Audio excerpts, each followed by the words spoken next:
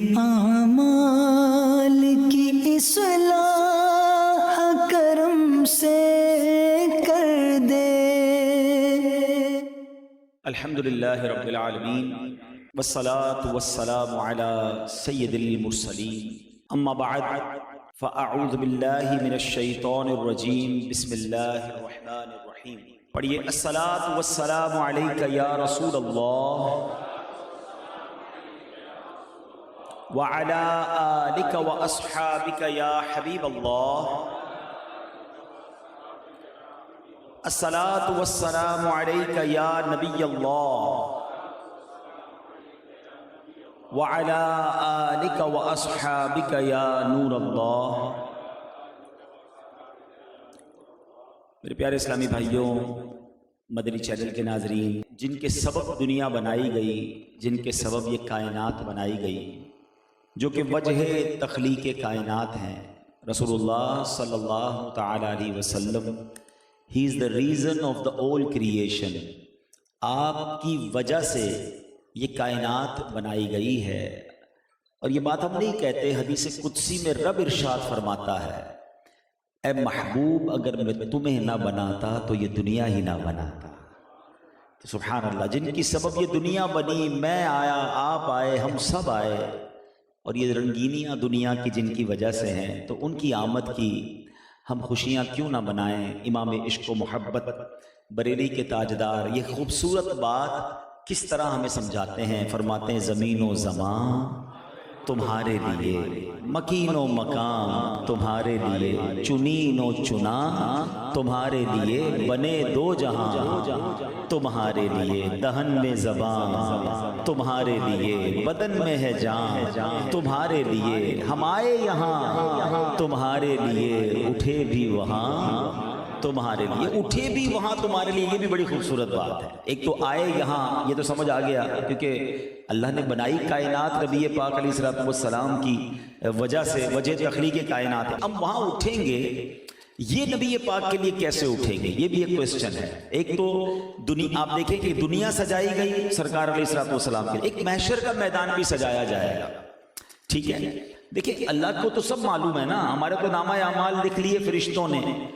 جب ہم قیامت کے دن اٹھیں گے، جب قبر میں گئے تو ہمیں پتہ چل جائے گا کہ کس کی نیکیاں زیادہ، کس کے گناہ زیادہ، قبر کا کسی کو معاذ اللہ عذاب ہوگا اور کسی کو رحمتیں ملیں گی۔ تو قیامت کے دن اٹھتے ہی ہاتھ میں رجسٹر پکڑا دیا جاتا کہ تمہارا رپورٹ پاس ہے، تم جنت میں جاؤ، تم فیل ہو تم جہنم میں جاؤ۔ یہ اتنے سارے لوگوں کو ایک میدان میں جمع کرنے کا کیا وجہ ہے؟ واٹ از دا ریزن کہ محشر کے میدان کو کیوں سجایا جائے گا؟ اللہ اکبر، یہ بھی بڑی کمال کی بات ہے۔ اچھا ذرا غور کیجئے، حدیثوں میں نبی پاک نے پورے محشر کا نقشہ بھی کھینچ دیا ہے کہ کیا ہوگا۔ پہلے تو محشر میں لوگ انتظار کریں گے، برسوں گزر جائیں گے کہ کہیں حساب کتاب شروع ہو اور ہمارے بارے میں فیصلہ سنایا جائے۔ گرمی کا عالم ہوگا، لوگ کھڑے ہوئے ہوں گے۔ جب برسوں گزر جائیں گے تو اہل محشر آپس میں مشورہ کریں گے کہ ایسا کرتے ہیں، حضرت آدم کے پاس چلتے ہیں، وہ ابو البشر ہیں، اللہ کی بارگاہ سے پہلے زمین پر آنے والے نبی آپ ہیں، تو آپ سے بات کرتے ہیں۔ ان کے پاس جائیں گے کہ اے آدم، آپ ابو البشر ہیں، ہماری شفاعت کریں، اللہ کریم کے اس غضب سے، اس کیفیت سے ہمیں نکالیں۔ تو حضرت آدم کہیں گے کہ میں آج تمہاری کوئی مدد نہیں کر سکتا، اذهبوا الی غیری، کسی اور کے پاس جاؤ۔ اب یہ اہل محشر درجہ بدرجہ، حضرت ابراہیم، حضرت نوح، حضرت موسیٰ، حضرت عیسیٰ، سب کے پاس جائیں گے باری باری۔ ہر نبی کیا کہیں گے؟ اذهبوا الی غیری، کسی اور کے پاس جاؤ، میں آج تمہاری کوئی مدد نہیں کر سکتا۔ وہ لوگ کہیں گے کہ حضور آپ ہمیں بتائیں ہم کہاں جائیں؟ تو حضرت عیسیٰ کہیں گے کہ جناب رسول اللہ محمد مصطفیٰ صلی اللہ علیہ وسلم کے پاس جاؤ، وہ تمہاری مدد کریں گے۔ جب یہ نبی پاک کے پاس پہنچیں گے اہل محشر، تو آقا یہ نہیں کہیں گے اذهبوا الی غیری، نبی پاک فرمائیں گے میں آج کے دن کے لیے ہوں، میں تمہاری مدد کروں گا۔ اور پھر نبی پاک سجدے میں جائیں گے اور اللہ کی بارگاہ میں شفاعت کی نبی پاک التجا پیش کریں گے، اور کہا جائے گا محمد سر اٹھاؤ، جو مانگے گے تمہیں عطا کیا جائے گا، شفاعت کرو تمہاری شفاعت قبول کی جائے گی، مانگو دیا جائے گا۔ اب یہ بات تو کئی بار سنی ہے نا، میں جس پوائنٹ کی طرف لانا چاہ رہا ہوں، مجھے ایک بات بتائیں، ہمیں تو پتہ چل گیا کہ شفاعت کس نے کرنی ہے، کس نے کرنی ہے؟ نبی پاک علیہ السلام۔ ہم کیوں جائیں گے حضرت آدم کے پاس؟ بھائی حدیث میں پیارے آقا نے تو بتا دیا کہ بھائی سب جگہ گھوم پھر کر آخری جو ہے آنا پڑے گا سرکار دو عالم علیہ الصلوۃ والسلام کی بارگاہ میں. تو پھر ہم تو نہیں جائیں گے نا, اتنا بڑا چکر لگانے کی کیا ضرورت ہے.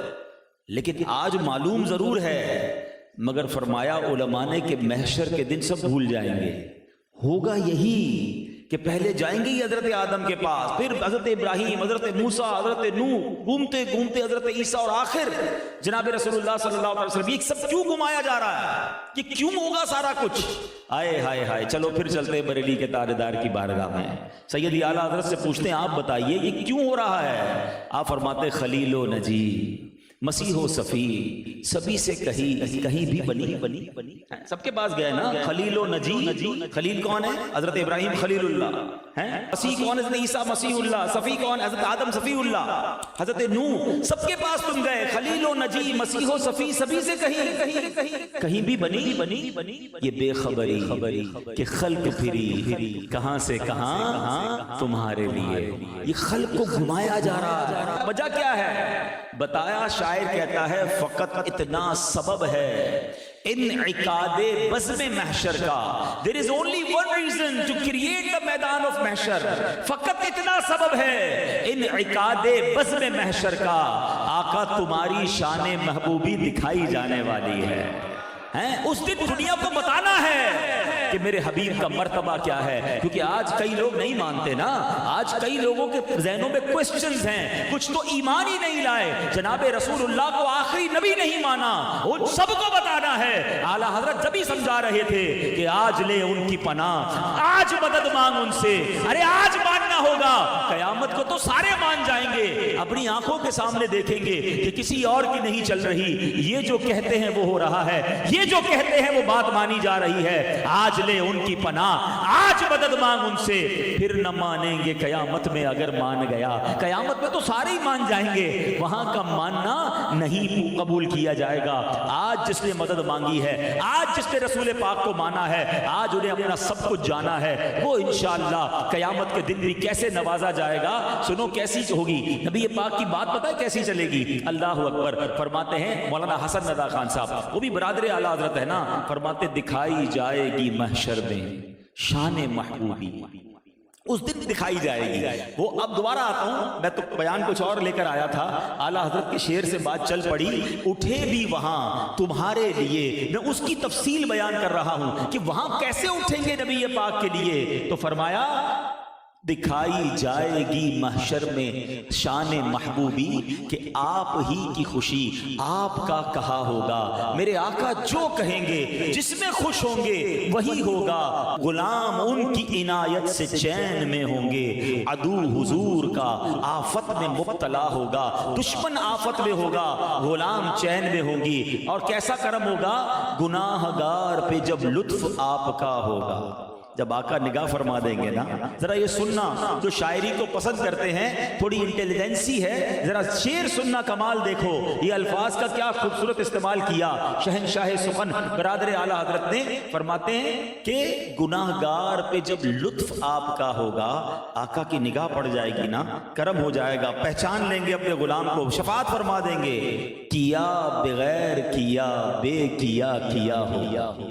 آئے ہائے, شعر کو جس دن سمجھ گئے نا, خاندان اعلیٰ حضرت سے ویسے ہی پیار ہو جائے گا. سمجھو, اگر آپ اس لائن کو پڑھیں تو چاروں بار لفظ کیا ہی آ رہا ہے. کیا بغیر کیا, بے کیا ہوگا. مگر مطلب کیا ہوا اس کا؟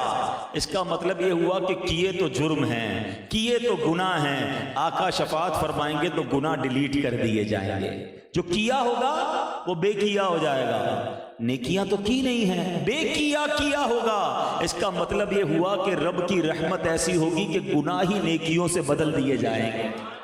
اب سنو, گناہ گار پہ جب لطف آپ کا ہوگا, کیا بغیر کیا, بے کیا ہوگا. اور فرماتے ہیں مولانا حسن رضا خان صاحب, فرماتے ہیں میں ان کے در کا بھکاری ہوں, فضل مولا سے حسن فقیر کا جنت میں بسترا ہوگا. بس اس در سے جڑے رہنا, اس در سے محبت رکھنا, نبی پاک کی تعظیم رکھنا, سرکار سے عشق رکھنا, اور سرکار کے میلاد کی خوشی مناتے رہنا. وسوسوں میں, کنفیوژن میں نہیں آنا ہے. ہمیں اس مذہب سے, اس دین سے کیا لینا کہ جس میں نبی نبی پاک کی تعظیم کو برا کہا جائے؟ کیا خوبصورت بات ایک اور جگہ فرمائی نا کہ شرک ٹھہرے جس میں تعظیم حبیب، اس برے مذہب پہ لعنت کیجئے۔ ارے آقا کی تعظیم جس میں شرک ٹھہرے، یہ کون سا مذہب لے کر آ گئے؟ حالانکہ اسلام تو تعظیم سکھاتا ہے، ادب سکھاتا ہے، پیار سکھاتا ہے۔ آج کے میرے بیان کا موضوع یہی ہے کہ تعظیم مصطفیٰ صلی اللہ تعالی علیہ وسلم وہ ہمارے دین میں کتنی ضروری ہے۔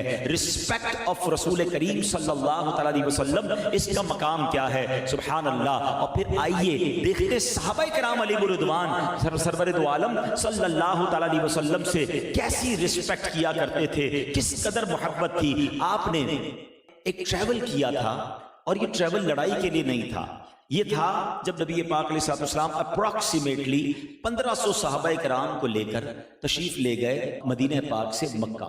بڑے سال ہو گئے تھے، تقریباً 6 سال ہو گئے تھے مکے سے مدینہ ہجرت ہو چکی تھی، عمرہ نہیں کیا تھا۔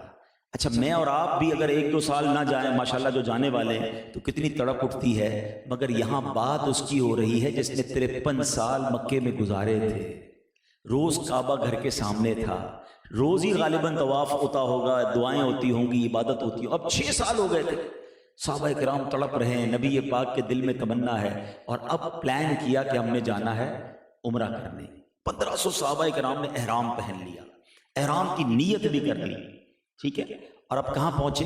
یہ صحابہ کرام پہنچ گئے حدیبیہ کے مقام پر۔ اب وہاں انٹرسیپٹ کیا گیا، روکا گیا کہ مسلمان تو ہرگز مکے میں داخل نہیں ہو سکتے۔ مکے والوں نے منع کر دیا، آپ کو تو اجازت ہی نہیں ہے، آپ کیسے آ سکتے ہیں؟ اللہ اکبر۔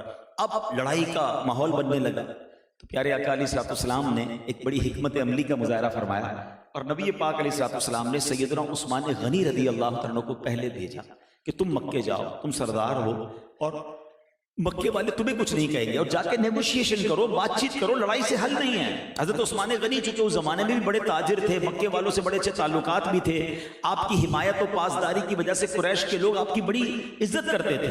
حضرت عثمان غنی پہنچ گئے مکے۔ اچھا صحابہ کرام میں سے کچھ لوگ آپس میں بات کرنے لگے کہ عثمان کتنے خوش نصیب ہیں، مکے پہنچے، طواف بھی کر لیا ہوگا، کعبہ بھی دیکھ لیا ہوگا، ٹھیک ہے۔ اب یہاں کیا ہوا؟ حضرت عثمان غنی رضی اللہ عنہ جب پہنچے تو آپ نے بات چیت کی، نیگوشیشن شروع کی، تو انہوں نے کہا مسلمانوں کو تو ہم نہیں آنے دیں گے، آپ کے قافلے والوں کو تو ہم مکے نہیں آنے دیں گے، البتہ آپ آئی گئے ہیں، چلے آپ عمرہ ادا کر لیں، آپ طواف کر لیں اور آپ عمرہ ادا کر لیں۔ اب ذرا لیول آف رسپیکٹ سمجھو، احرام پہن کر اگر کوئی عمرہ نہ کرے، ٹھیک ہے، تو اس پر دم ہو جائے گا، اور کعبے کے سامنے پہنچ گیا ہے۔ ہمارے یہاں تو جو پہلے احرام پہن لے کہتے ہیں بس کسی طرح احرام اتارنے کا طریقہ بتائیں، جلدی سے طواف کروں، صحیح کروں، حلق کرواؤں، احرام اتر جائے۔ وہ اس حدیبیہ سے مکہ پہنچ چکے، کعبے کے سامنے کھڑے ہیں۔ اہل قریش کہتے ہیں عثمان تمہارے قافلے والوں کو، تمہارے نبی کو تو عمرہ نہیں کرنے دیں گے، ہاں تم آ گئے ہو، طواف کر لو، کعبہ سامنے ہے، عمرہ کر لو، تم ادا کر لو، اتنی تمہاری ہم رعایت کر دیں گے۔ اللہ اکبر۔ حضرت عثمان کہتے ہیں رسول پاک کے بغیر تو میں نے عمرہ ادا نہیں کرنا ہے۔ سوچو کعبہ سامنے ہے۔ اب یہ جو نا بات بڑی باریک ہے، لوگ کہتے ہیں یار آپ بہت زیادہ رسپیکٹ کرتے ہیں، بڑی تعظیم کی بات کرتے ہیں۔ بھائی کعبے کا طواف کس کی عبادت ہے؟ اللہ کی عبادت ہے نا، رب کی عبادت کرنی ہے، کعبہ سامنے موجود ہے۔ مگر کیا عثمان غنی سے بڑا مفتی زمانے میں کوئی موجود ہے؟ ذوالنورین کہتے ہیں میں کعبہ سامنے ہے مگر میرے رسول سے پہلے میں طواف نہیں کروں گا۔ عثمان غنی اللہ اکبر۔ اب جب واپس جا گئے احرام کی حالت میں واپس چلے گئے حدیبیہ کے مقام پر، تو لوگوں نے پوچھا ہے عثمان آپ نے تو طواف کر لیا ہوگا۔ اللہ اکبر۔ حضرت عثمان غنی کہتے ہیں اس ذات کی قسم جس کے قبضہ قدرت میں میری جان ہے، اگر میں سارا سال مکہ پاک میں رہتا میں رسول پاک سے پہلے طواف نہ کرتا، میں رسول پاک سے پہلے عمرہ ادا نہ کرتا۔ اللہ اکبر۔ بلکہ میں رسول پاک کے ساتھ بھی جاتا نا، تو جب تک میرے رسول پاک طواف نہ کرتے اس سے پہلے بھی میں طواف نہ کرتا۔ آئے ہائے۔ اب میرا خیال ہے سیدی اعلیٰ حضرت کا وہ شعر اب سمجھ آئے گا، وہ کیا کہتے ہیں، بخدا خدا کا یہی ہے در، بخدا خدا کا یہی ہے در، نہیں اور کوئی مفر مکر، جو وہاں سے ہو یہیں آ کے ہو، جو یہاں نہیں وہ وہاں نہیں۔ ارے آقا راضی نہیں ہے تو پھر رب کی عبادت بھی قبول نہیں ہے، محبوب راضی ہے تو محبوب کے صدقے اس کا رب بھی ہم سے راضی ہو جائے گا۔ ہمیں پریورٹیز سیٹ کرنی ہوں گی کہ نبی پاک کی تعظیم میں کوئی کمپرومائز، بال برابر کمپرومائز نہیں ہو سکتا۔ اور رسول پاک کی تعظیم کا لیول کیا ہوگا، رسول پاک علیہ الصلوۃ والسلام کی رسپیکٹ کا لیول کیا ہوگا، یہ بھی ہمیں سمجھنا ہے۔ اچھا ذرا حدیث پاک سنیے، پیارے آقا فرماتے ہیں لا یؤمن احدکم حتی اکون احب الیہ من والدہ وولدہ والناس اجمعین۔ نبی پاک کہتے ہیں تم میں سے کوئی کامل مومن ہو ہی نہیں سکتا جب تک میں اس کے نزدیک، اس کی اولاد، اس کے گھر بار، اس کی تمام فیملی سے زیادہ اسے محبوب نہ ہو جاؤں۔ یہ ہے لیول کہ رسول پاک سے جب محبت کی بات آئے گی، رسپیکٹ کی بات آئے گی تو پھر کسی اور کی نہیں آئے گی، پھر صرف رسول پاک علیہ الصلوۃ والسلام کی بات ہوگی۔ یہی بات بریلی کے تاجدار نے سمجھائی نا کہ انہیں جانا، انہیں مانا، نہ رکھا غیر سے کام، للہ الحمد میں دنیا سے مسلمان گیا۔ سرور کائنات کی رضا جو ہے وہ ہماری زندگی کا ٹاپ ٹارگٹ ہونا چاہیے۔ یہی حدیبیہ کا مقام تھا۔ ادھر سے بھیجا حضرت عثمان غنی کو، بات نہیں بنی، اب کفار نے بھیجا اپنا ایک نمائندہ کہ کوئی نیگوشیشن کرو۔ بھیجا کس کو؟ عروہ بن مسعود ثقفی کہلاتے تھے۔ اچھا یہ جب گئے تو انہوں نے کچھ بات چیت کرنے گئے کہ بھئی نیگوشیشن ہو جائے، مگر یہ جب ہو کر صحابہ کرام کا نبی پاک کے ساتھ ایٹیٹیوڈ دیکھا، انداز دیکھا، تو یہ عروہ بن مسعود واپس گئے مکے والوں کے پاس اور جا کر پتہ ہے کیا کہتے ہیں کہ اے اہل قریش، میں نے کسریٰ کے محل بھی دیکھے، کیسر روم کو بھی دیکھا، نجاشی کو دیکھا، شاہ روم کو دیکھا، حبشہ کے پاس میں گیا، شاہ حبشہ کو بھی دیکھا، یعنی اس نے بڑے بڑے بادشاہوں کے دربار دیکھے تھے۔ کہتا میں نے بڑے بڑے دربار دیکھے ہیں، مگر میں نے کسی قوم کے اندر اس قوم کا بادشاہ اتنا محترم نہیں دیکھا کہ جتنا یہ محمد صلی اللہ علیہ وسلم کے صحابہ ان سے پیار کرتے ہیں، ان کی تعظیم کرتے ہیں۔ کہتے ہیں اس قدر تعظیم کرتے ہیں کہ جب نبی پاک علیہ الصلوۃ والسلام گفتگو کرتے یہ خاموش ہو کر سنتے ہیں، وضو کرتے ہیں یہ ایک ایک قطرہ کوئی زمین پر گرنے نہیں دیتے، وہ قطرہ جسم پر مل لیتے ہیں، بال مبارک کے لیے تو ایسے دوڑتے ہیں جیسے آپس میں لڑائی ہو جائے، یہاں تک کہ نبی پاک کا لعاب دہن بھی اگر پیارے آقا تھوک مبارک بھی نکالتے ہیں تو یہ ہاتھوں میں لے کر چہرے پہ مل لیتے ہیں۔ اس قوم سے تم جیت نہیں سکو گے، اس قوم سے تم لڑ نہیں سکو گے، یہ اپنے محبوب سے، اپنے آقا سے دل و جان کے ساتھ محبت کرتے ہیں۔ تو اے میرے پیارے اسلامی بھائیوں، محبت کا جو لیول تھا، تعظیم کا جو لیول صحابہ کرام میں تھا، ہم سب نے اس سے سیکھنا ہے۔ یہ ربیع الاول کا مہینہ یقیناً میلاد منانا ہے، لائٹنگ کرنی ہے، جھنڈے لگانے، یہ بھی تعظیم مصطفیٰ کا ایک طریقہ ہے، مگر یہی صرف کام نہیں ہے کہ میں نعرے تو لگاؤں، میں لنگر تو کھاؤں، میں لائٹ تو لگاؤں، مگر جب موقع آئے کہ نبی پاک کے عشق میں میرا امتحان ہو کہ حرام کی طرف جانا ہے یا پیارے آقا کی سنت کی طرف جانا ہے، اصل تو ٹیسٹ وہاں ہوگا نا۔ صحابہ کرام کے ٹیسٹ ہوئے اور وہ ٹیسٹ میں پاس ہوئے، انہوں نے مال قربان کیا، جانیں قربان کی، گھر قربان کیا، ہر ٹیسٹ میں وہ کامیاب ہوئے۔ آپ میں سے کتنوں کو، سبھی کو واقعہ یاد ہوگا، لیکن جب سنتے ایمان تازہ ہو جاتا ہے کیسا مائنڈ سیٹ تھا۔ ہماری زندگی میں کبھی ہمارے پاس پیسے زیادہ ہو، یا اچانک کوئی بانڈ لگ جائے، یا اچانک کوئی کام اچھا ہو جائے، تو ہم کیا کہتے ہیں، یار پیسے آ گئے، بڑے دنوں سے ارمان تھا وہ والی گاڑی لینے کا، بڑے دلوں سے ارمان تھا وہ والا موبائل خریدنے کا یا فلاں ملک گھومنے کا۔ ہمارے پاس پیسے آتے ہیں تو ہم اپنی پرانی خواہشات یا لگژریز یا معاذ اللہ کچھ لوگ حرام کام کرنے شروع کر دیتے ہیں۔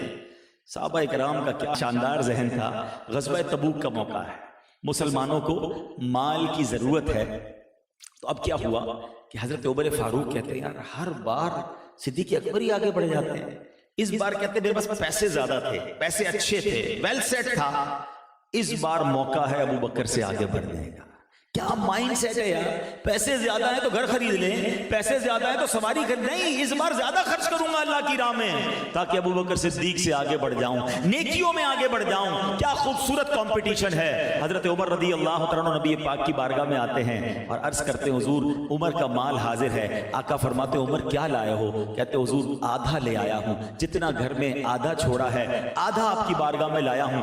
یہاں 2.5% زکوٰۃ دینا لوگوں کو مشکل پڑتا ہے، کیلکولیٹ کر کے कहते ओ बाप रे बाप, इतने लाख इतने करोड़ ज़कात बनेगी। अरे अल्लाह ने दिए तो 2.5% देनी है। हजरत उमर 50% लेकर जा रहे हैं। कहते हैं आज तो अबू बकर से आगे बढ़ जाऊंगा।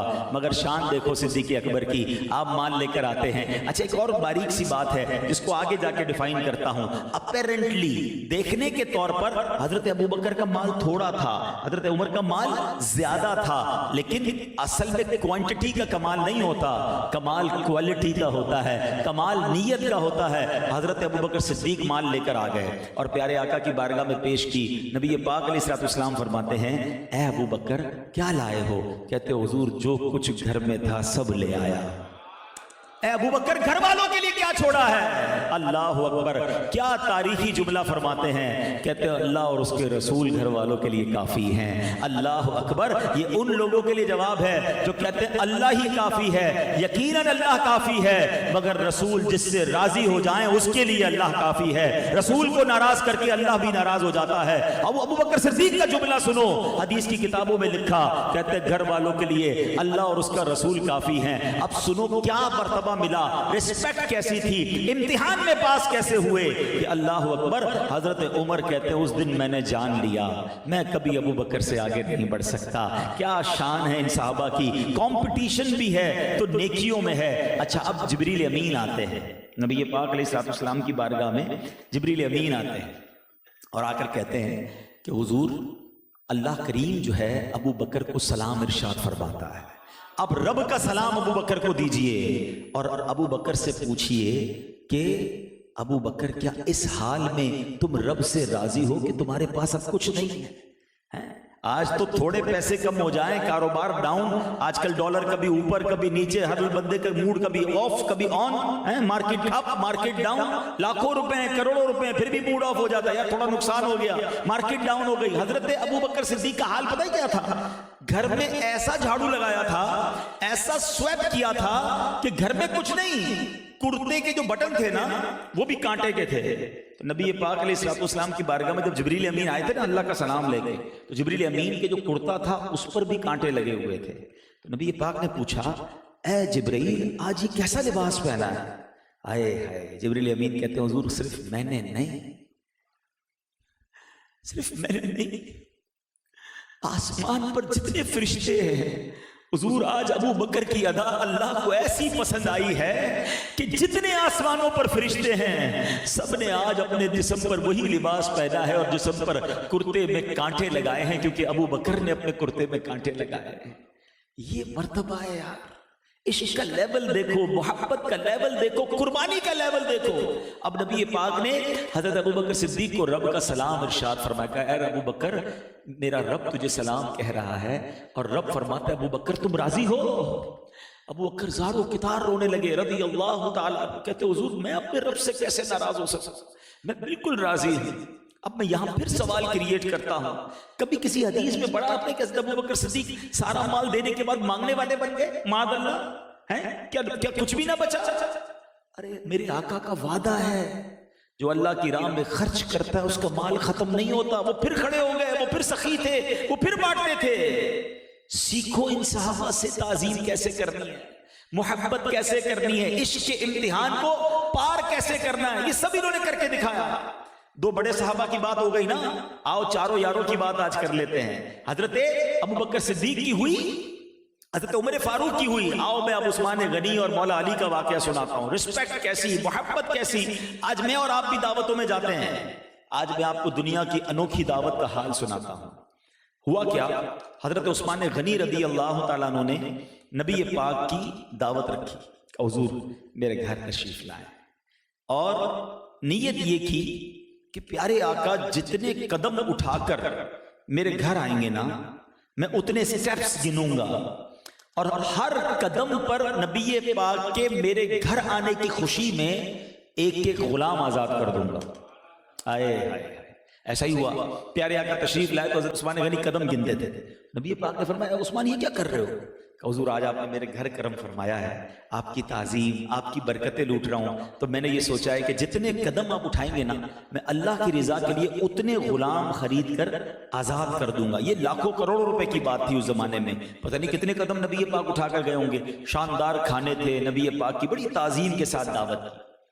اب اس دعوت میں مولا علی شیر خدا بھی تھے کرم اللہ تعالی وجہ الکریم۔ آپ گھر آئے اور بڑے افسردہ تھے۔ اب ذرا پھر تھوڑا سا میں دیکھیں واقعات کے ساتھ ساتھ تربیت کی بات بھی کرتا جا رہا ہوں کہ تاکہ ہم اپنی ذات کے اندر بھی امپلیمنٹس کریں، اپنی ذات کے اندر بھی تبدیلی کریں۔ اب کیا ہوا کہ مولا علی بڑے افسردہ، اور آپ بی بی فاطمہ خاتون جنت نبی پاک کی شہزادی کہ میرے سرتاج آپ افسردہ کیوں ہیں؟ تو کہا آج میرے بھائی عثمان نے نبی پاک کی دعوت کی، اور کیا دعوت کی ہے، نبی پاک کی ایسی تعظیم کی کہ ہر قدم پر ایک غلام آزاد کیا۔ کاش ہم بھی ایسی دعوت کر سکتے ہیں۔ آئے اب میں دوبارہ آتا ہوں، ہم بھی دعوت میں جاتے ہیں، بعض اوقات ہمارے گھر میں بھی جھگڑا ہوتا ہے، مگر جھگڑا کیا ہوتا ہے؟ دیکھا کتنی بڑی دعوت کی تھی، کتنے بڑے ہال میں کی تھی، او اتنے مہنگے کپڑے سلوائے تھے ان لوگوں نے، اتنا تو زیور دیا انہوں نے، اتنی آئٹم تھی، تم تو کرتے ہی نہیں اتنی دعوت۔ پتہ چلا دعوت اس کی بھی جھگڑا ہمارے گھر میں ہو رہا ہے، کیونکہ گئے اسی لیے تھے کہ چیک کر کے آئے کپڑے کیسے تھے، تو فرنیچر کیا تھا، تو جہیز کیا دیا گیا، تو کھانا کیا تھا۔ کسی کے گھر جائیں تو ہمارے گھر میں ہنگامہ شروع ہو جاتا ہے، فرنیچر اتنا اچھا تھا، ابھی رنگ کروایا، تو یہ کروایا، تم تو دلاتے ہی نہیں صوفے ہم کو۔ بندہ کہ میں گھر پہ دعوت کھلانے لے گیا تھا، انسپیکشن کے لیے لے گیا تھا۔ ہم لوگوں کا مسئلہ یہی ہے کہ ہم کسی کی نعمت دیکھ کر ہم جناب اپنی نعمتوں کو برا سمجھنے لگتے ہیں۔ یہ کیسا کمپٹیشن تھا؟ انہوں نے آ کر یہ نہیں کہا کہ کاش ہمارے پاس بھی عثمان غنی جتنا بڑا گھر ہوتا، ہمارے پاس بھی اتنے پیسے ہوتے، انہوں نے کہا کاش ہم بھی اپنے آقا کی ایسی تعظیم والی دعوت کر دیتے، ہم بھی اپنے نبی پر اپنا مال لٹاتے۔ سبحان اللہ۔ اور یہ کہہ کون رہا ہے؟ سمجھو صبر کا مقام کیسا تھا بی بی فاطمہ خاتون جنت اور ان کے گھرانے میں۔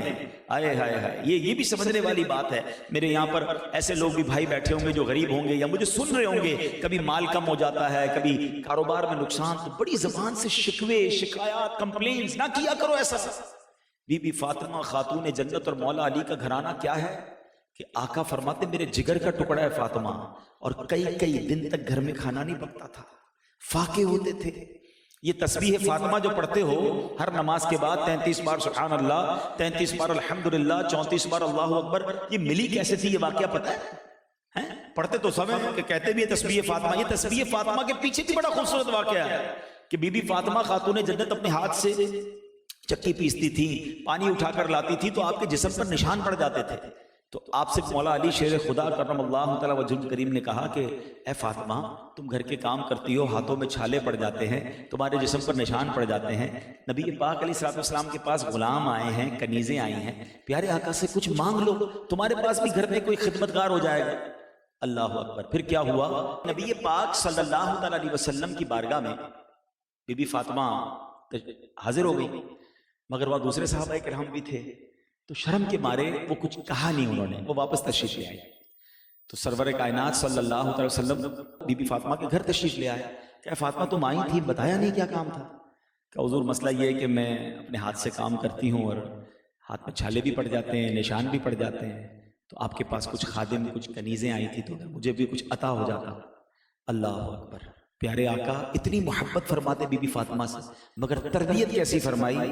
فرمایا فاطمہ، حدیث کا خلاصہ ہے، اپنے کام اپنے ہاتھ سے کیا کرو، اور جب تھک جایا کرو تو 33 بار سبحان اللہ، 33 بار الحمدللہ، 34 بار اللہ اکبر پڑھ لیا کرو، تمہاری تھکن دور ہو جایا کرے گی۔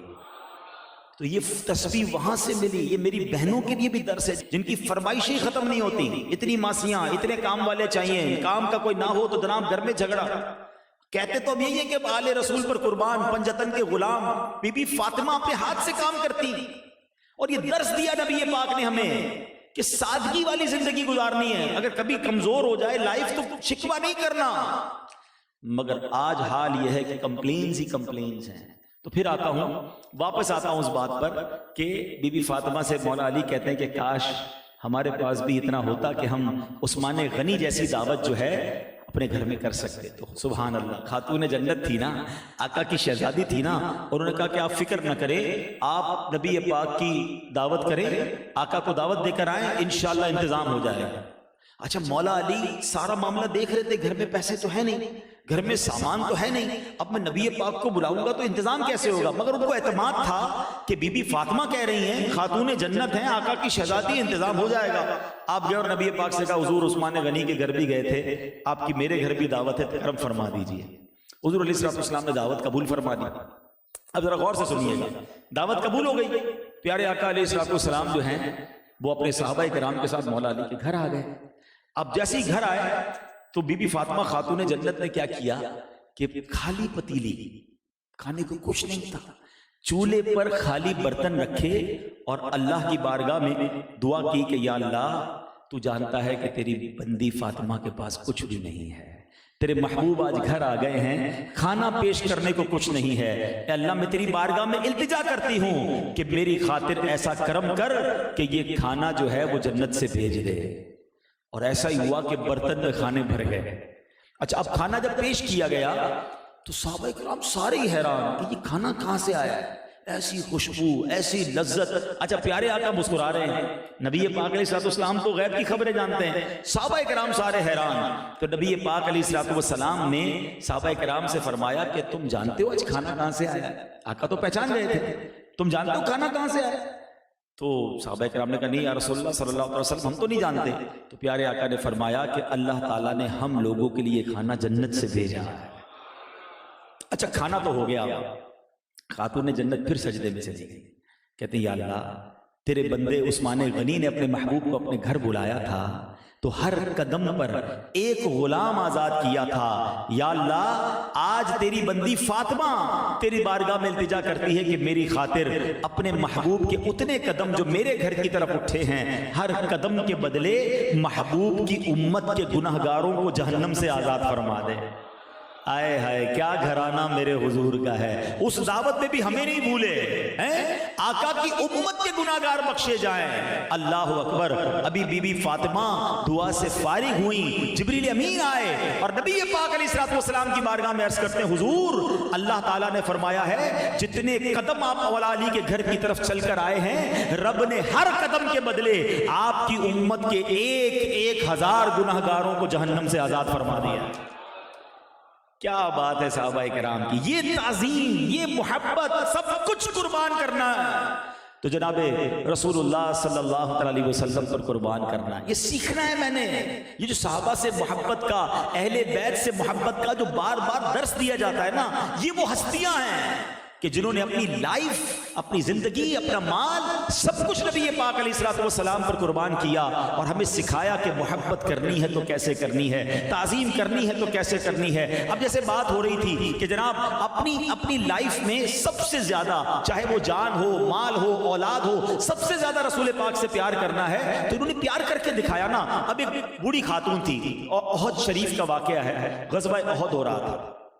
اب اس عورت کو کسی نے بتایا کہ غزوہ، آپ نے دیکھا ہوگا ماشاءاللہ مدینہ شریف جو گئے ہیں، احد شریف مسجد نبوی شریف سے ٹھیک ٹھاک فاصلے پر ہے۔ اچھا پہلے تو یہ شہر سے ہی باہر تھا، مدینہ جو تھا اتنا ہی تھا جتنی مسجد نبوی شریف ہے۔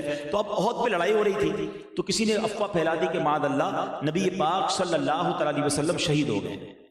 اب وہ بوڑھی عورت جو وہ دوڑنے لگی احد کی طرف۔ اب ذرا تصور کریں کہ مسجد نبوی شریف سے کوئی نکلے اور احد کی طرف دوڑنے لگے تو راستے میں اس کو کوئی شخص ملا اور کہا کہ تمہیں معلوم ہے کہ تمہارے والد شہید ہو گئے ہیں؟ تو کہا مجھے اس کی کوئی پرواہ نہیں، بتاؤ میرے آقا کیسے ہیں۔ تھوڑا آگے گئی، کسی نے کہا تمہیں معلوم ہے تمہارے شوہر شہید ہو گئے ہیں؟ کہا مجھے اس کی کوئی پرواہ نہیں، بتاؤ رسول اللہ کیسے ہیں۔ تھوڑا اور آگے گئی تو کسی نے کہا تمہیں معلوم ہے کہ تمہارے بیٹے شہید ہو گئے، باپ بھی، برادر بھی، شوہر بھی، بیٹا بھی، سب شہید۔ کہتے مجھے کوئی پرواہ نہیں، بتاؤ میرے آقا کیسے ہیں۔ اور جب قریب پہنچی تو بتایا گیا کہ نبی پاک ٹھیک ہے، کہانی مجھے رسول پاک کے پاس لے چلو۔ جب رسول پاک کو دیکھا تو کیا کہتی ہے، کل مصیبت بعدک جلل، حضور آپ کے ہوتے ہوئے پھر کوئی مصیبت نہیں ہے، آپ سلامت ہیں تو سب سلامت ہے۔ یہ ہم نعرہ لگاتے ہیں، انہیں جانا انہیں مانا، نہ رکھا غیر سے کام۔ صحابہ نے پلان کر کے، صحابہ نے یہ ثابت کیا کہ نہ رکھا غیر سے کام، سب کچھ رسول پاک کی ذات ہے۔ اللہ کرے کہ اس میلاد النبی کے مہینے میں ہمیں نبی پاک صلی اللہ تعالی علیہ وسلم سے ایسی محبت ہو کہ چاہے مال سامنے آ جائے، چاہے اولاد ہماری، چاہے اولاد، دیکھیں ابھی کیسے ہوتا ہے آج کے دور میں، ہم کیسے نبی پاک کے راستے سے ڈیپ ٹریک ہو جاتے ہیں، کیسے رسول پاک سے عشق اور تعظیم کے امتحان میں فیل ہو جاتے ہیں۔ اب میں اس کی آج کے دور کی کچھ ایگزامپلز دیتا ہوں۔ مثال کے طور پہ ہم کاروبار کر رہے ہیں اور کاروبار کے دوران کوئی بڑی زبردست ڈیل آ گئی، پیسے بڑے اچھے بچ رہے ہیں جناب، نارمل پیسوں سے زیادہ بچ رہے ہیں، مگر تھوڑا سا جھوٹ بولنا پڑے گا جناب، رشوت تھوڑی دینی پڑے گی، یہ سود کا کاروبار بیچ میں آ جائے گا، یا کوئی دھوکہ دینا پڑے گا۔ امتحان اب شروع ہو گیا، اب تم حرام کی طرف جاتے ہو، یہ رسول پاک کی غلامی تمہیں یاد آتی ہے کہ آقا نے فرمایا حرام نہیں کمانا ہے۔ نبی پاک کے گھر میں تو کئی دن چولہا نہیں جلتا تھا، تم مال کے لیے نبی پاک کو ناراض کر دو گے؟ رسول پاک فرماتے من غش فلیس منا، جو دھوکہ دے وہ ہم میں سے نہیں۔ میں مسلمان ہو کر، آقا کا امتی ہو کر کیسے دھوکہ دے سکتا ہوں؟ نہیں چاہیے مجھے مال، کاش مجھے غزوہ تبوک یاد آ جائے کہ ابو بکر صدیق نے اپنا سارا مال قربان کر دیا تھا۔ اب گھر میں دوسرا کیا معاملہ ہوتا ہے، اولاد کیسے سامنے آ جاتی ہے، بچے کی شادی ہے، بچی کی شادی ہے، اب تو فنکشن کرنا پڑے گا، اب تو جناب سارے الٹے کام کرنے پڑیں گے۔ یہ تمہارا بھی امتحان شروع ہو گیا کہ بچے کو راضی کرنا ہے یا رسول پاک کو راضی کرنا ہے۔ بچہ ناراض ہو جائے اس لیے رسول پاک کو ناراض کر لو گے، اللہ کو ناراض کر لو گے، یہ امتحان ہے کہ بندہ کہ نہیں، میری اولاد کو میں سمجھاؤں گا، میں کیسے رسول پاک کو ناراض کرنے والا کام کر سکتا ہوں۔ ہم نے دیکھا ہے اچھے خاصے 5 وقت نیک نمازی، ان کے گھر میں جب شادی ہوتی ہے بندہ حیران ہو جاتا ہے کہ کیا ہو رہا ہے، کیا کچھ نہیں ہو رہا۔ تو جب ان کو کہیں آئے صاحب آپ یہ کر رہے ہیں، ارے کیا کریں، بچے کی خوشی کے لیے کرنا پڑتا ہے۔ کیوں کرنا پڑتا ہے؟ بچے کی خوشی کے لیے رب کو ناراض کر دو گے، اللہ کے حبیب کو ناراض کر دو گے۔ اور بلکہ میں تو یہاں نوجوانوں سے بات کرنا چاہوں گا، میرا ایک فارمولہ سمجھ لو۔ پہلے میں ایک سوال کرنا چاہتا ہوں، سب مل کے مجھے رپلائی دیجئے، خوشی دینے والا کون ہے؟ زور سے جواب دیجئے۔ دولت دینے والا کون ہے؟ نعمت دینے والا کون ہے؟ عروج دینے والا کون ہے؟ اگر کسی کا رشتہ ہو رہا ہے تو یہ رشتے کی نعمت دینے والا کون ہے؟ اگر کسی کے یہاں اولاد ہو رہی ہے تو اولاد دینے والا کون ہے؟ ایسا ہی ہے نا، ہر چیز کہاں سے آ رہی ہے؟ رب کی طرف سے۔ اب مجھے ایک بات بتاؤ، یہ جب خوشی رب دے رہا ہے اور جب میں خوشی کو سیلیبریٹ کرتا ہوں، خوشی مناتا ہوں اور اس میں دینے والے کو ہی ناراض کرتا ہوں، یہ کیسی عقل مندی ہے؟ یعنی میری فیملی خوش، میرے بچے خوش، میرے دوست بھی خوش، اور جس نے خوشی دی ہے وہ ناراض، یہ عقل مندی ہے؟ دنیا میں کوئی آپ کو کوئی گفٹ دے، کوئی بونس دے دے، سیٹ ہے تو بونس دے دے، دوست ہے تو کوئی گفٹ دے دے، آپ کیا کرتے ہیں؟ یار بہت شکریہ، جزاک اللہ۔ یہ ناراض نہیں ہونا چاہیے، اس نے بڑا اچھا مجھے گفٹ دیا، مصیبت میں کام آیا۔ یار رب نے مجھے جب بھی نعمت دی، پرابلم پتہ کیا ہو گیا ہے؟ شیطان نے بڑا کمال کا گیم کیا ہے، کمال کیا کہوں، تب تباہی والا گیم کیا ہمارے ساتھ کہ جب بھی ہم خوشی مناتے ہیں نا، whenever we try to celebrate anything، چاہے بچہ پیدا ہو جائے برتھ ڈے منانی ہے، شادی کرنی ہے تو شادی کو سیلیبریٹ کرنا ہے، نیا گھر پارٹی کرنی ہے، نیا کاروبار اوپننگ سیریمنی کرنی ہے، یہ سب نعمتیں ہیں، مگر ہر نعمت پر رب کو ناراض کرنا ہے۔ پھر ہم پتہ ہے کہتے ہیں یار پتہ نہیں، نئے گھر میں گیا سکون نہیں ہے، نیا کاروبار شروع کیا برباد ہو گیا، بچی کی شادی کی بچی گھر میں خوش نہیں ہے، تم نے ہر خوشی میں رب کو ناراض کیا۔ یار تم اپنے 15-20 دوستوں کو خوش کرنے کے لیے اپنے رب کو ناراض کر رہے ہو جو تمہیں خوشی دے رہا ہے۔ ہم نے دیکھا ہے کروڑ 2 کروڑ روپے شادی پہ خرچ کرنے کے بعد بچے خوش نہیں ہوتے ہیں۔ اب تو سنا ہے 1-1 کروڑ روپے کوئی گلوکار آتے ہیں جن کو دیتے ہیں لوگ۔ توبہ توبہ توبہ، آپ سوچئے، یعنی آپ رب کو ناراض کرنے والا کون سا کام ہے جو اپنی خوشی میں نہیں کر رہے، اور پھر کہتے ہیں ہماری خوشی نہیں چل رہی، ہماری خوشی بڑھ نہیں رہی، برباد ہو جائے گی خوشیاں اگر رب ناراض، کیونکہ خوشی دینی اس نے ہے نا، نعمت لینی اس سے، ناراض بھی اسی کو کر رہے ہیں۔ آج ایک فارمولہ یاد کر لو، میں نیت کرتا ہوں اگر آپ میرے ساتھ ہو تو انشاءاللہ کہنا آج کے بعد جب بھی خوشی مناؤں گا تو ایسے مناؤں گا میں بھی خوش، میرے گھر والے اور میرے دوست بھی خوش، اور میرا مالک بھی خوش۔ رب کو ناراض کر کے خوشی نہیں مناؤں گا۔ جس دن یہ فارمولہ یاد ہو گیا نا، اب آپ جب بھی خوشی بنانے لگے، دیکھیں اسلام میں شادی کے اندر اچھا کھانا بنانا منع نہیں ہے، اچھے کپڑے پہننا منع نہیں ہے، ہم ایک خوشی منائیں، ہم برتھ ڈے کرتے، کون منع کرتا ہے؟ بنائے برتھ ڈے، کھلائے کھانا، مگر وہ کام تو نہ کریں نا جو رب کو ناراض کرنے والا ہے۔ درود شریف پڑھ کے بھی، نعت شریف پڑھ کے بھی برتھ ڈے منائی جا سکتی ہے، بریانی کھانا بنا کے بھی گفٹ دے، کون منع کرتا ہے؟ اچھے کپڑے پہنے کون منع کرتا ہے؟ مگر خامہ خواہ میوزک ڈالنا ہے، خامہ خواہ ناچ ڈالنا ہے، خامہ خواہ بے پردگی ڈالنی، اللہ کو ناراض کرنے والا کام کہیں نہ کہیں سے گھما پھرا کے شیطان ڈال دیتا ہے. تو پھر وہ بندہ سوچے جو کہتا ہے میں نبی پاک کا غلام ہوں، کیسے بچوں کی خوشی میں گناہ کرتا ہے، کیسے اپنی سیلیبریشن میں گناہ کرتا ہے. یہ میلاد کا مہینہ ہمیں ایک بات یاد دلاتا ہے. میں آخر میں اعلیٰ حضرت کا ہی ایک پیغام دے کے جانا چاہتا ہوں، اللہ کرے وہ یاد ہو جائے. ہوا کیا تھا کہ سیدی اعلیٰ حضرت امام اہل سنت کو کچھ لوگوں نے آ کر کہا کہ ہمارا شہر بریلی کے قریب ایک ریاست ہے نان پارا، اس کا نواب بڑا امیر آدمی ہے، لوگ اس کی مدح سرائی کرتے ہیں، اس کی تعریف کرتے ہیں، قصیدہ لکھتے ہیں، وہ تحفے دیتا ہے. آپ تو کمال کے شاعر ہیں، آپ بھی ایک کلام لکھ دیں اس کی شان میں، وظیفہ ایک اچھا سا کیا کہتے ہیں قصیدہ لکھ دیں، آپ کو بھی تحفے مل جائیں گے. آپ نے قلم اٹھایا، اس زمانے کے لوگوں نے سوچا ہوگا کہ جناب یہ تو کمال کے شاعر ہیں، یہ سب سے اچھا ہی قصیدہ لکھیں گے. ہاں واقعی لکھا تو ون آف دا بیسٹ، مگر کسی نواب کی شان میں نہیں، اپنے آقا کی شان میں لکھا. اور واقعی کیسا کمال کا قصیدہ لکھ ڈالا. آپ لکھتے وہ کمال حسن حضور ہے کہ گمان نقص جہاں نہیں، یہی پھول خار سے دور ہے، یہی شمع ہے کہ دھواں نہیں. میں نثار تیرے کلام پر ملی یوں تو کس کو زباں نہیں. وہ سخن ہے جس میں سخن نہ ہو، وہ بیاں ہے جس کا بیاں نہیں. تیرے آگے یوں ہے دبے لچے فصحاء عرب کے بڑے بڑے، کوئی جانے منہ میں زباں نہیں بلکہ جسم میں جان نہیں. کروں تیرے نام پہ جان فدا، نہ بس ایک جان دو جہاں فدا، دو جہاں سے بھی نہیں جی بھرا. کروں کیا کروڑوں جہاں نہیں. لکھتے لکھتے لکھتے جو اعلیٰ حضرت نے مقطع لکھا نا، وہ میرے آج بیان کا میسج سمجھ لو، آج ربیع الاول کا پیغام سمجھ لو. اعلیٰ حضرت نے پہلے تو بڑا خوبصورت کام کیا، اب باریک بات ہے، عقل مند لوگ سمجھ جائیں گے. ریاست کا نام کیا تھا؟ نان پارا. اعلیٰ حضرت کہتے ہیں کروں مدح اہل دول رضا. اہل دول کہتے ہیں پیسے والوں. اے رضا میں پیسے والوں کی تعریف کروں مدح اہل دول رضا. پڑے اس بلا میں میری بلا، میں گدا ہوں اپنے کریم کی، میں غلام ہوں اپنے آقا کا. میرا دین پارائے نان نہیں. نان پارا تھا نا، اس کو پہلے تو دو ٹکڑے کر دیے.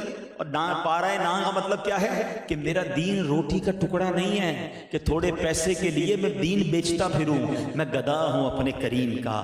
آج یہ پیغام لے جاؤ، جب بھی حرام روزی نظر آئے، جب بھی گناہ کی محفل نظر آئے، جب بھی برے کام نظر آئے، جب بھی نبی پاک کی نافرمانی کی طرف تمہیں کوئی دوست بلائے، یار چلو تھوڑا شراب کی محفل، چلو جوئے کی محفل، چلو جناب بے پردگی کی محفل، فلاں ملک میں چلتے ہیں، وہاں جا کے ذرا عیاشی کریں گے، بس یہ شعر دہرا لینا، میں گدا ہوں اپنے کریم کا. میرا دین پارائے نہ نہیں ہے، میرا دین روٹی کا ٹکڑا نہیں ہے کہ تھوڑی خوشی، تھوڑے پیسے، تھوڑی انجوائمنٹ کے لیے میں اپنے دین کو کمپرومائز کر جاؤں، میں نبی پاک کی غلامی کو سیل کر جاؤں. اگر ایسی غلامی، ایسی محبت کے ساتھ، ایسی تعظیم کے ساتھ آپ نے زندگی گزاری نا، پھر دیکھو انشاءاللہ ادھر بھی مزے ہوں گے، ادھر بھی مزے ہوں گے. کیسے مزے ہوں گے؟ اعلیٰ حضرت کہتے ہیں قبر میں لہرائیں گے تا حشر چشمے نور کے. قبر میں لہرائیں گے انشاءاللہ تا حشر چشمے نور کے.